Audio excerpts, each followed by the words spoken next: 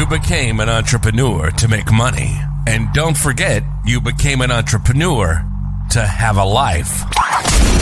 This is the Savvy Podcast, helping entrepreneurs connect with the vision that's bigger than themselves. Learn how to stop trading in your wife or husband and kids for your success. Get ready to have your beliefs about traditional leadership methods challenged and learn how to enjoy massive productivity gains and in less time than you can believe. This is the Savvy Podcast. Welcome to the Savvy Podcast. I'm Tim Marshall, and today I have the privilege of hosting Jay Shifman for a brief chat. Jay is a mental health and substance misuse and recovery speaker, coach, and advocate, and the host of Choose Your Struggle podcast. So it's a pleasure to have you, Jay. Whereabouts in this entertaining planet we call Earth are you currently residing? Well, I currently live in South Carolina, but my wife and I are moving to Philadelphia and Pennsylvania here in a couple months. Beautiful. All of that to say, I'm in the U.S., and boy, what a time to be in the U.S. Yeah, she's fascinating. She's fascinating. It's entertaining country, and love the place. Absolutely love it. So you know the drill. We do 7 questions in 7 minutes, so she's rapid fire. Are you ready? I'm ready. Rightio. Timer is on, and let's go. Who's your ideal client, Jay? Well, my ideal client is sadly too many people. Yes. Every year in the U.S., and that's where I speak from expertise, yes. 125,000 people die from suicide and overdose combined, and these deaths are completely preventable. Yes. So for my speaking work, I think a lot of people need to hear these messages. When it's my coaching work, it's people who are ready to do something about this. And my podcast is anyone who cares about the issues of mental health, substance misuse and recovery, and drug use and policy. Beautiful and I love the way you've explained that. Succinct as anything. So, thank you. Number 2, what's the problem you solve? So to boil it down, what I really preach is empathy and vulnerability. See, the real problems that I am trying to solve are the lack of connections in our society. Yes. We have been taught erroneously that struggling is a failure, that asking for help is a weakness, which is, in my mind, pretty despicable. Yes. Because struggle is part of life. When you take your struggle as it is, and you attack that struggle, it can actually be pretty rewarding. And failure, as we see it, is a step towards success. So that is, at the end of the day, that the problem I'm trying to solve. It's not failure, it's not struggle, it's embracing that. Yeah, we talk about within our community about no losses. It's wins and learns. And right, so exactly. This is something that resonates very, very strongly with us. So love it. Number 3, what's the typical symptoms people experience with that problem? Yeah, so I'm speaking as a guy who attempted suicide twice in a 2-day span. So yes. I can tell you how hopeless a problem can seem in a moment, or even worse, in a long span of moments, you know. Yes. But I want to say that there's always something within your control, and that's what Choose Your Struggle is all about. You know, as I said earlier, struggle is a part of life. It may not be a big thing that you can change, but if you can embrace that little thing, if you can sort of go, all right, this is in my control, then it's a lot easier to, as the saying goes, trust the process and start making positive change. Absolutely. So what are the common mistakes that people make when trying to solve it? Yeah, unfortunately, in my line of work, the biggest mistake you can make is, unfortunately, the last mistake you'll ever make. And when you feel that you're at your worst, as I did, you know, you can sometimes make the choice to do something that you unfortunately won't live to regret.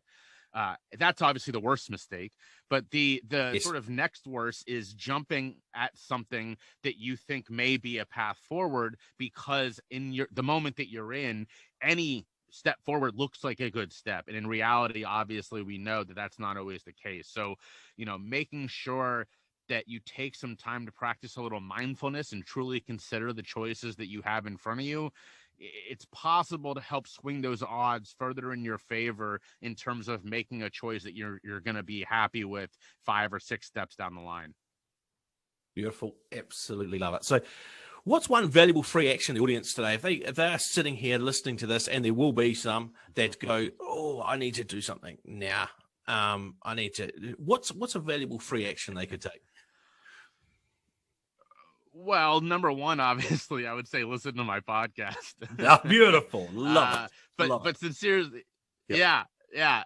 But seriously, look, I preach mindfulness because I do it myself, and it's been hugely influential in my life.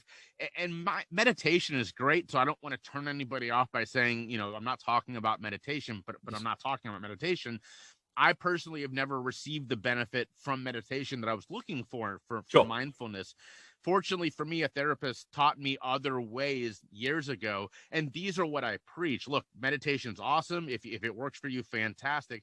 If not, there are a horde of other ways to practice mindfulness that are all within your reach. Yes. And this is something that I work with clients on every day. Yeah, powerful. I love that. Absolutely love that.